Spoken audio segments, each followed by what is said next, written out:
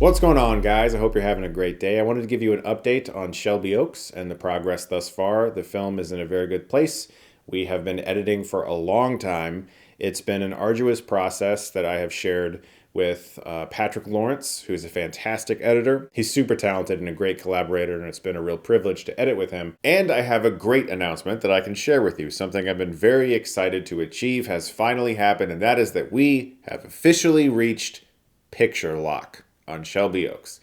We are no longer editing this movie. We are moving forward into sound and musical score, and I could not be more ecstatic about that. We have been editing this movie for a year now and really chipping away at it, and so it's just great to move forward onto this next step, and I wanted to make sure you guys knew that. But I'd like to talk to you about something you may have heard me mention at the end of my review for Transformers: Rise of the Beasts. And if you saw that portion of the video, you're going to hear me repeat myself a little bit, but I also want to give you even more context here in this singular video about this topic, and I think it will be beneficial to really go in depth with it.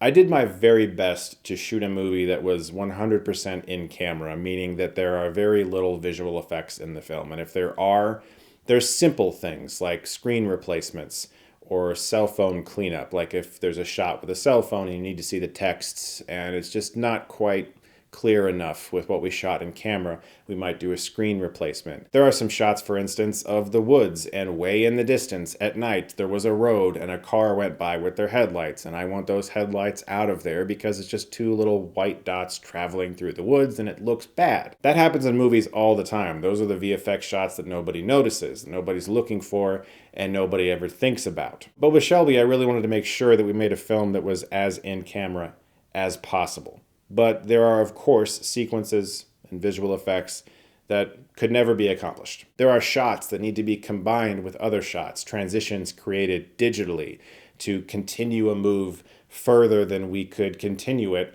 in real life. Things like that are very expensive, I've learned. And this isn't like something that's a wish list. Like, man, I really would love if we could just do this thing. Wouldn't that be cool? No, it's scripted. Characters are on screen speaking about things that have to be in the movie. Otherwise, it just won't work. And I know that everyone involved in this movie has really put everything into it. And of course, at the end of the day, I have you guys to thank for the fact that the movie exists, because you showed up in such a mind-blowing way. I will always be so happy that you guys helped me get this thing off the ground. But we have run into a roadblock. As I mentioned in that Transformers review, our visual effects budget is basically gone.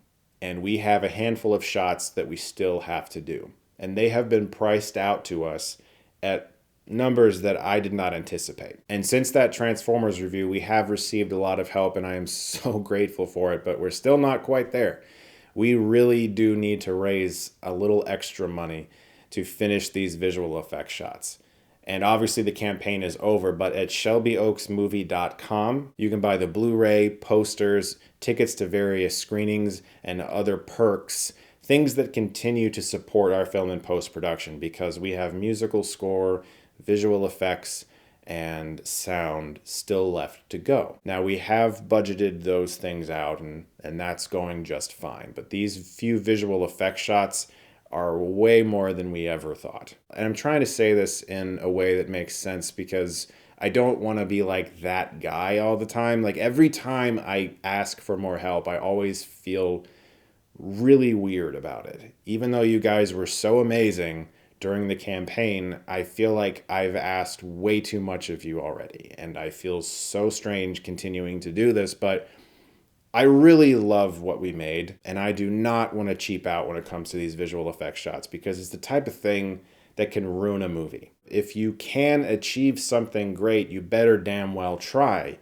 Don't just give up because you did okay. I don't really agree with the "that's all right, let's move on" philosophy. I know that sometimes you just have to accept good enough, but I tend to not sleep well at night when I accept good enough. And there are absolutely moments in my film that I wish were better. And every filmmaker will tell you that on the face of the earth. Steven Spielberg recently said in an interview with Stephen Colbert that he only watches a couple of his movies over and over again. Only a handful of movies I can watch more than once, but not a lot. I've made like 34 films, and I'm not going to name which ones they are beyond ET. It's about 5 or 6 films that I can watch again, but I don't usually do that. The master of fucking cinema just can't deal with some of his movies, which is truly amazing. So everyone will tell you that.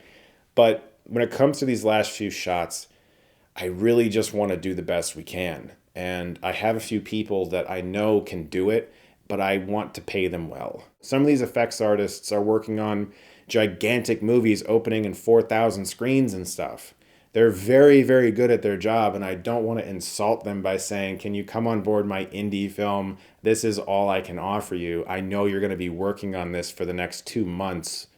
But, I really want to make sure that I can give these people what they deserve. And I really can't do that without your help. So please, if you can, in any way, go to shelbyoaksmovie.com and continue to support our film in post-production. It's really going to make the difference. It's going to get us over the line, and I can deliver the best film I possibly can for you. We are aiming for festivals this fall. That's a little bit of news I'm going to give you. We're going to be submitting soon. Obviously, it's a work in progress.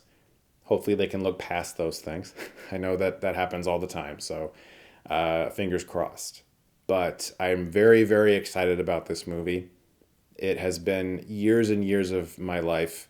My wife and I first came up with the idea, the basic idea, in 2016, and then I started writing it in 2019 before COVID even happened, and so it just feels like it was a lifetime ago. And by the time it's released in festivals, it'll be near the end of 2023. I mean, that's like 4 years of actual working on the movie. And that's not including the 3 years previous of thinking about it and coming up with ideas and brainstorming. I mean, this film has been a part of my life for so long, and I don't want to cheap out at the last minute. We're so close to the finish line, and I know you guys can get us past it. Thank you so much for continuing to support the film. It really does touch my heart. Like, it truly, truly does. Anytime I meet anybody in person and you guys tell me how excited you are to see it, once I get past the overwhelming anxiety of delivering a good film to an audience, I get excited again, and I'm so happy that people want to watch the movie, and I can't wait to share it with you guys and hopefully make even more movies after that. So thank you so much again for your help. It really, really does mean a lot to me. Please do go to shelbyoaksmovie.com, continue to support the film. Every little bit helps. Again, thank you guys so much. I'll see you very soon.